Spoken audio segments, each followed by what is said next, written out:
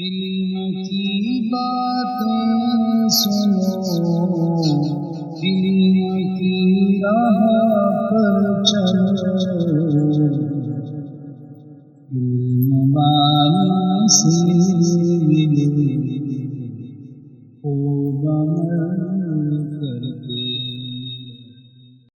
حضرت امام حسن کی شان میں قرآن کی ایک آیت پڑھی خطبے میں۔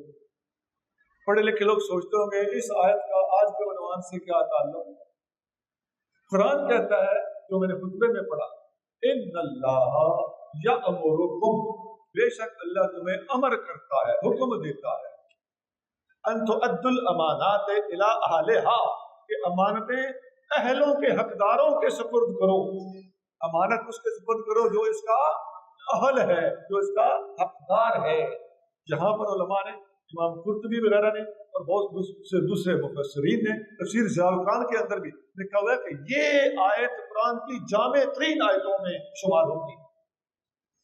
اس میں اسلامی نظام، اسلامی حکومت، صحیح بندے کو ووٹ دینا، اس کی بات ہو رہی، باقی امانتیں ان کو دینا یہ بھی درست ہے۔ صوفیاء نے اس سے اپنا مطلب لیا ہے کہ امانت سے مراد اپنا وجود ہے، جس نے تمہیں وجود دیا اپنا وجود اس کے حوالے کرو، اپنی نفی کرو۔ موتو قبل ان تموتو، مرنے سے پہلے مر جاؤ، یعنی نفس مارو، خواہشات کو ختم کرو۔ لیکن جو آیت، جو محدثین اور مفسرین نے اس سے جو مفہوم لیا ہے وہ یہ ہے کہ حکومتیں اہلوں کے سپرد۔ یہ تو آیت ہے، حدیث سنو پھر سمجھ آ جائے گی، حدیث سے زیادہ بات واضح ہوگی۔ صحیح بخاری میں حدیث ہے، نبی کریم صلی اللہ علیہ وآلہ وسلم نے سے کسی نے پوچھا، یا رسول اللہ متی الساعۃ، حضور قیامت کب آئے گی؟ حضور علیہ السلام نے فرمایا، اذا ضیعت الامانۃ فانتظر الساعۃ، جب امانت ضائع کی جائے تو قیامت کا انتظار کرنا۔ بخاری شریف۔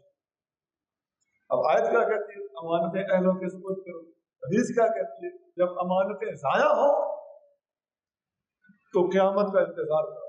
صحابی نے پوچھا، یا رسول اللہ کیف اضاعتها، امانت کے ضائع ہونے سے کیا مراد ہے؟ اب حضور بات مزید کھولتے ہیں، فرمایا اذا بسط الامر الى غیر اہلہ فانتظر الساعۃ، جب حکومتیں نااہلوں کے ہاتھ میں چلی جائیں تو قیامت کا انتظار۔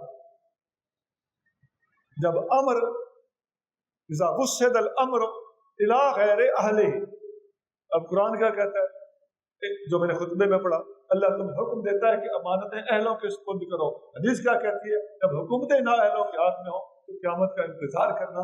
اب یہ میں امام حسن کی شان میں کیوں پڑھ رہا ہوں؟ اور کیجیے،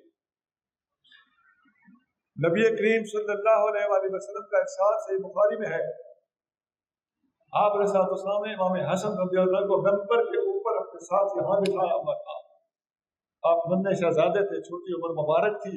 آپ کبھی جب جنظر مرتن الی الناس و مرتن الی الحسن، آپ علیہ السلام ایک مرتبہ سامنے عوام کو، حاضرین کو، صحابہ کرام کو دیکھتے تھے اور ایک نظر امام حسن کو دیکھتے تھے۔ ایسے فرمایا، ان ابنی ھذا سید، یہ میرا بیٹا سردار ہے، ولعل اللہ ان یصلح به بین فئتین من المسلمین، ایک وقت آئے گا کہ اللہ تعالیٰ مسلمانوں کے دو گروہوں کے درمیان میرے اس بیٹے کی وجہ سے صلح کرائے۔ سبحان اللہ، امام حسن کی وجہ سے صلح ہوئی۔ نتیجہ کیا نکلا؟ صلح کے وقت امام حسن نے حکومت کس کو دی؟ اپنا بھی مانتا ہے، پرایا بھی مانتا ہے کہ آپ نے حکومت بہرحال جس وجہ سے بھی دی کس کو؟ حضرت میر معاویہ کو رضی اللہ عنہ۔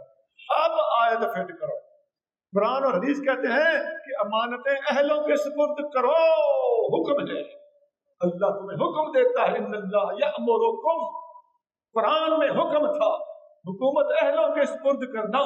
تو امام حسین نہ اہل کو دے سکتے تھے، پتہ چلتا ہے کہ میر معاویہ کو امام حسن نے حکومت کا اہل سمجھتے ہوئے، قرآن کے اوپر عمل کرتے ہوئے، حضور کے فرمان کی لاج رکھتے ہوئے یہ حکومت سونپی۔